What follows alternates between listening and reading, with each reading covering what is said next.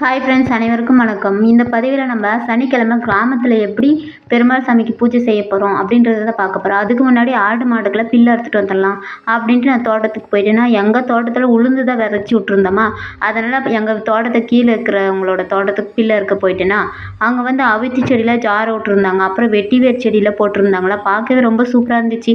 இந்த மாதிரி வீடியோஸ்லாம் மக்கள் விரும்பி பார்க்குறாங்க அப்படின்னு சொல்லிட்டு நான் அதையும் எடுத்துக்கிட்டேன். அப்புறம்லாம் பில்லு அறுத்துட்டு வந்து வீட்டுக்குள்ளே போட்டுட்டு மாட்டெல்லாம் பிடிச்சி கட்டிட்டு ஆட்டுக்குட்டிக்குள்ள தலை கட்டிட்டு அதுக்கப்புறம் தான் சாமி கும்பிடணும். நமக்கு 6 to 4, 4 to 6 இந்த மாதிரிலாம் கும்பிடுறதுக்கு டைமே கிடையாது. தம்பி இருக்கான்னு அதனால கும்பிட முடியறதே இல்லை. வெள்ளிக்கிழமை போலவே விறகடுப்புக்குலாம் சாணம் போட்டு வலிச்சிருந்தோமா, அதுவும் சூப்பராக இருந்துச்சு பார்க்குறதுக்கே. எப்படி இருந்த அடுப்பு எப்படி ஆயிடுச்சுன்ற மாதிரி நான் ரொம்ப ரசித்து பார்த்துட்டே இருந்தேன்னா, சரி அதையும் வீடியோவில் போட்டு விட்டுடலாம் அப்படின்ட்டு போட்டுட்டேன். எப்பவும் போல் காலையில் நேரமாக எழுந்து வாசலுக்கு சாணம் தெளித்து அழகாக கோலம்லாம் போட்டு விட்டுட்டேன். நான் வந்து வாசலுக்கு முன்னாடி போல் மாட்டு தொழுவத்துக்கு முன்னாடி தான் போட்டேன்னா, வாசலுக்கு முன்னாடி போடவே முடியலை. அதனால் மாட்டு தொழுவத்துக்கு முன்னாடியே போட்டு விட்டுட்டேன். வீடெல்லாம் கழுவும் போது வாசலில் தண்ணி போகுமா, நான் கோலம்லாம் அழிஞ்சு போயிடும். அதனால தான் போடல. அதுக்கப்புறம் துளசி செடி இருந்துச்சா, சனிக்கிழமை கட்டாயம் துளசி செடிக்கு நம்ம பூஜை பண்ணி தான் ஆகணும். நான் வந்து ஒரு துளசி செடியை வச்சு மஞ்சள் குங்குமம்லாம் வச்சு அழகாக டெக்கரேஷன் பண்ணிட்டேன்னா, காலையிலேயே சாணம்லாம் போட்டு வலிச்சு விட்டுணும். அதுக்கு சரி சிம்பிளாக காவி போட்டு இது பண்ணலாம், டெக்கரேஷன் பண்ணலாம் அப்படின்ட்டு காவி தான் இழுத்துட்டு கிடந்தேன். கோலம் பார்த்திங்கன்னா கொஞ்சம் வந்து நல்லாவே வரல. என்ன செய்யுது, சரி எடுத்துட்டுங்க போட்டு விட்டுடலாம் அப்படின்னு சொல்லிட்டு கோலம் ஒரு சிம்பிளாக போட்டு அதுக்கு அழகாக டெக்கரேஷன்லாம் கொடுத்து அப்படியே மஞ்சள் குங்குமம்லாம் வச்சு அழகாக விளக்கேற்றி வச்சிட்டேன். பரவாயில்ல, இப்போதைக்கு ஏதோ கையில் வந்ததை போட்டு விட்டுடலாம் அப்படின்னு சொல்லிட்டு போட்டு விட்டுட்டு மஞ்சள் குங்குமம்லாம் வச்சு துளசி செடியை நல்லா அலங்காரமாக ரெடி பண்ணியாச்சு. சரி வாசலுக்கு தான் கோலம் போட முடியல, சரி முன்னாடி இருக்கிற இடம்லாம் கழுவி விட்டுருந்துங்களா, அங்கே வந்து அரிசி மாவால் கோலம் போட்டுக்கலாம். முதல்ல கோலம் போட்டால் தம்பி அழிச்சிடறானா, அதனால் அரிசி மாவாலே கோலம் போட்டுக்கலான்னு சிம்பிளாக ஒரு கோலம் தான் போட்டேனே. எனக்கு எப்போவுமே தமிழ் கோலம் தான் ரொம்ப ரொம்ப பிடிக்கும். அதனால் தமிழ் கோலமே தான் போட்டு விட்டுறது. சரி இப்போ நம்ம கோலம் வேறு மாதிரி போட்டோங்களா, சாமி கும்பிட்டுக்கு டைம் ஆகிடும் அப்படின்னு சொல்லிட்டு சிம்பிளாக ஒரு அழகான தமிழ் கோலம் தான் போட்டு விட்டுட்டேன். சில பேர் என்ன சொல்லுவாங்க, சிக்கு கோலம்லாம் அதிகமாக போடக்கூடாது அப்படின்னு சொல்லுவாங்க. ஆனால் சிக்கு கோலம் தான் எங்கள் கிராமத்துலலாம் அதிகமாக யூஸ் பண்ணுவாங்க. இது போடுறதுனால எவ்வளோ சிக்கல் இருந்தாலும் தீர்ந்துடும். அதுக்கப்புறம் பார்த்திங்கன்னா மைண்ட் ரொம்ப நேர்மறை ஆற்றல் அதிகரிக்கும் அப்படின்னு சொல்லுவாங்களா, அதனால அதையே ஃபாலோ பண்ணிடுறது. எவ்வளோ சிக்கலாக கோலம் இருந்தாலும் அதெல்லாம் போட்டு விட்டுட்டு அப்படியே கொஞ்சம் காவிலே இழுத்து விட்டுட்டேன். முன்னாடி கொஞ்சம் டெக்கரேஷன் பண்ணி கோலம்லாம் போட்டு விட்டுட்டு கடைசியாக பார்க்கும்போது ரொம்பவே அழகாக இருந்துச்சு. காவிலே இழுத்துட்டு பின்னாடி அப்புறம் மஞ்சள் குங்குமம்லாம் வச்சு கோலத்தில் ஃபினிஷ் பண்ணிவிட்டு அதுக்கப்புறமா தான் சாமி கும்பிடவே போகணும். அப்போ தான் மனசுக்கு நிம்மதியாக இருக்கும். கோலம் போட்டால் எதையோ இழந்த மாதிரியே இருக்கும். அதனால தான் நான் வந்து அழகழகாக கோலம் போட்டுட்டு பின்னாடி தான் சாமியை கும்பிடுது, எவ்வளோ டைம் ஆனாலும் சரி அப்படின்ட்டு. அப்புறம் நிலைவாசலுக்கு மஞ்சள் குங்குமம் வச்சுட்டு நிலைவாசலுக்கு முன்னாடி அரிசி மாவில் கொஞ்சம் கொஞ்சமாக எனக்கு தெரிஞ்சு கோலமெல்லாம் போட்டு விட்டுட்டேன்.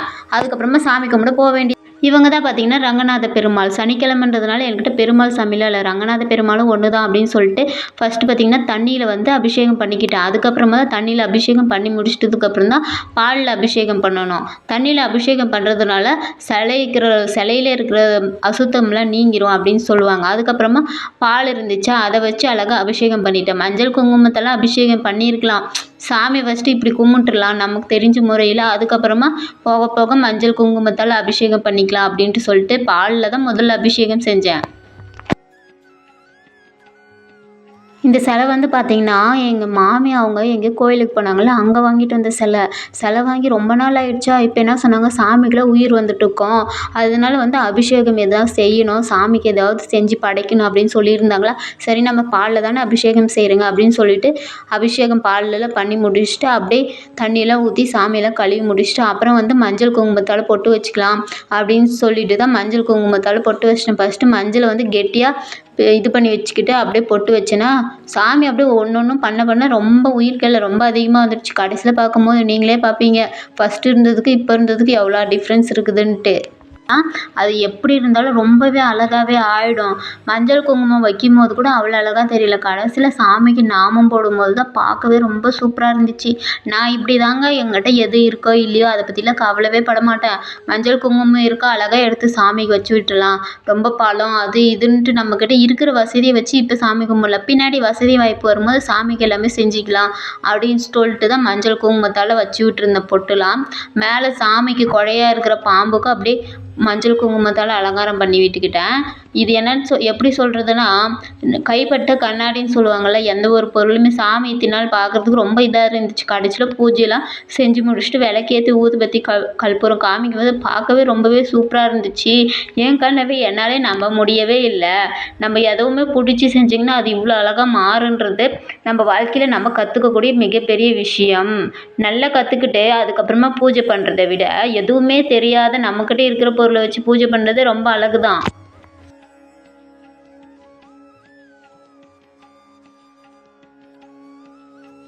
அப்படியே ஆண்டாள் சாமிக்கு மஞ்சள் குங்குமத்தால் அலங்காரம் பண்ணிடலாம் அப்படின்ட்டு பொட்டெல்லாம் வச்சு விட்டுருந்தேன். பொட்டு வந்து எப்போவுமே ஒற்றைப்படையில் வைக்கிறது ரொம்பவே நல்லது. அதுக்கப்புறம் சாமிக்கு கீழே இருக்குல்ல, அந்த இதுக்கு பொட்டு வச்சு விட்டுட்டேன். சாமிக்கு கீழே இருக்கிற நாகராஜாவுக்கும் பொட்டெல்லாம் வச்சு விட்டுட்டு அப்படி குங்குமத்தால் டெக்கரேஷன் கொஞ்சம் கொஞ்சமாக ஒரு ஒரு பொட்டாக வச்சுட்டு வரும்போது பார்க்கவே ரொம்ப சூப்பராக இருந்துச்சு. நான்லாம் இப்படி தாங்க, என்கிட்ட வசதி இருக்கா இல்லையா அதை பற்றிலாம் கவலைப்படவே மாட்டேன். நான் எப்படி இருந்தாலும் என்னோடய சாமியை மட்டும், வீட்டில் இருக்கிற சாமியை மட்டும் ராஜ அலங்காரத்தோடு வச்சுக்கணும் அப்படின்ட்டு எனக்கு ரொம்பவே ஆசைங்க. நான் இப்படி தாங்க சின்ன வயசுலேருந்தே எதையாவது சின்ன வயசில் களிமண்ணில் பொம்மை செஞ்சு அதுக்கு சாமி பூவெல்லாம் வச்சு அலங்காரம் பண்ணேன். இப்போ இவ்வளோ வயசாகிட்டதுக்கப்புறமும் எனக்கு இந்த சாமிக்கு அலங்காரம் பண்ணுற ஆசை மட்டும் என்னை விட்டுட்டு போகவே இல்லைங்க. அப்படியே குங்குமத்தால் எப்போவுமே சாமிக்கு பொட்டு வச்சிங்கன்னா கழுத்தில் ஒரு பொட்டு வச்சிருங்க. அப்போ தான் ரொம்ப சூப்பராக இருக்கும். அது அப்படியே குங்குமத்தாலாம் அலங்காரம் பண்ணிட்டு வந்துட்டு இன்றைக்கி வந்து என்கிட்ட கொஞ்சம் துளசி இருந்துச்சு. அந்த துளசியில் அழகாக மாலையெல்லாம் கட்டிட்டு கொஞ்சமாக தான் இருந்துச்சு பூ. பெருமாள் சாமிக்கு ஆண்டாள் சாமிக்கு மட்டும்தான் இருந்துச்சுங்க. எங்கள் வீடு சுற்றி நிறைய பேர் தோட்டம்லாம் வச்சுருக்காங்களோ, அந்த பூவெல்லாம் ஒன்றும் வரவே இல்லை செடியில். அதனால தான் இந்த பூ இல்லைன்னா குண்டு மல்லிப்பூ, நல்லா வாசனை நிறைந்த மல்லிகைப்பூ இதெல்லாம் வச்சுருந்தா சாமி ரொம்ப சூப்பராக இருந்திருக்கும். இருக்கிறத வச்சு செஞ்சுப்போம். நான் வந்து நிறைய செடியெலாம் வளர்த்துட்டு வரேன் எங்கள் வீட்டுக்கு பின்னாடி. மல்லிகைப்பூ செடியில் அழகாக கொடி ஓடிட்டு போயிட்டுருக்கு. மெத்த மேலே போய் தொட்டுருச்சா, அந்த பூவெல்லாம் அறுக்கும்போது இன்னும் சாமி செம்ம சந்தோஷமாக இருக்கும். நான்லாம் என் தலைக்கு பூ இருக்குதோ இல்லையா, சாமிக்கு தாங்க அறுத்து அறுத்து கட்டி கட்டி வைப்பேன். அப்புறம் பார்த்திங்கன்னா இப்போ நாமம் போடுறோம் பாருங்கள், பார்க்குறதுக்கு ரொம்ப சூப்பராக இருக்கும்.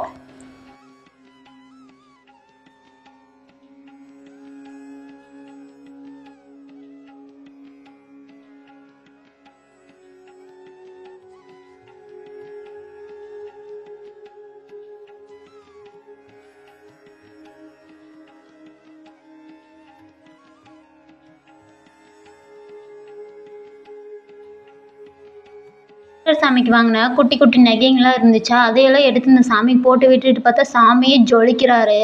ரொம்ப சூப்பராக இருந்துச்சுங்க அந்த நகையெல்லாம் போட்டுட்டதுக்கு அப்புறம் தான். ஆனால் இந்த பூஜையவே நான் பிரம்ம முகூர்த்த நேரத்தில் பண்ணியிருந்தேன் இன்னும் சூப்பராக தான் இருந்திருக்கும். ஆனால் கொஞ்சம் டைம் இல்லையே.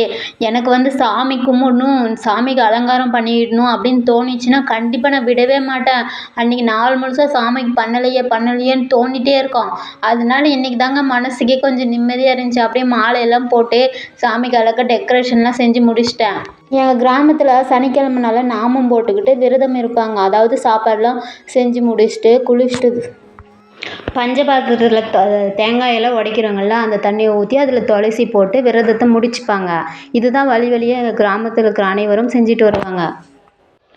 கிராமத்துலேயும் சரி நகரத்துலேயும் சரி பெருமாள் சாமி கும்பிட்றவங்க சனிக்கிழமை நாளில் நாமம்லாம் போட்டுக்கிட்டு பஞ்சபாத்திரத்தில் தண்ணியில் வச்சுட்டு அதில் வந்து துளசி போட்டு தேங்காய் உடச்சி அதில் துளசி போட்டு அந்த தீர்த்தத்தை குடிச்சிட்ட பின்னாடி தான் சாப்பிடவே போவாங்க. நான் வந்து இப்போ தம்பி இருக்கிறதுனால தான் நான் இந்த மெத்தட்லாம் ஃபாலோ பண்ணவே இல்லை. கண்டிப்பாக தம்பி கொஞ்சம் பெரியவனாகிட்டு சனிக்கிழமை விரதம் நான் கண்டிப்பாக இருப்பேங்க. பாருங்களேன், இப்போ சாமி பார்க்க எவ்வளோ அழகாக இருக்கும். அந்த துளசியும் அந்த நாமத்தையும் பாருங்களேன்.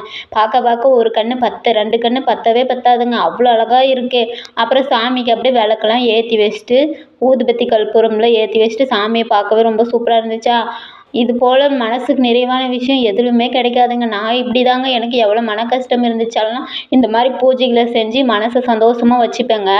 நீங்களும் கண்டிப்பாக உங்கள் வீட்டில் சாமி இருந்துச்சுன்னா இந்த மாதிரி பூஜையெல்லாம் செஞ்சு உங்கள் மனசையும் நீங்களும் ரொம்ப ரிலாக்ஸாக வச்சுக்கோங்க. அப்படியே சாமியெல்லாம் கும்பிட்டுட்டு சாமிக்கிட்ட ஒரு 5 நிமிஷம் போல் நமக்கு என்ன தேவை அப்படின்றத சாமிக்கிட்ட கேட்கணும். கண்டிப்பாக சாமி நிறைவேற்றுவாங்க. வீடியோ பிடிச்சிருந்தா மறக்காமல் சப்ஸ்கிரைப் பண்ணி என்னோடய சேனலுக்கு ஆதரவு கொடுங்க. சரிங்க. இன்னும்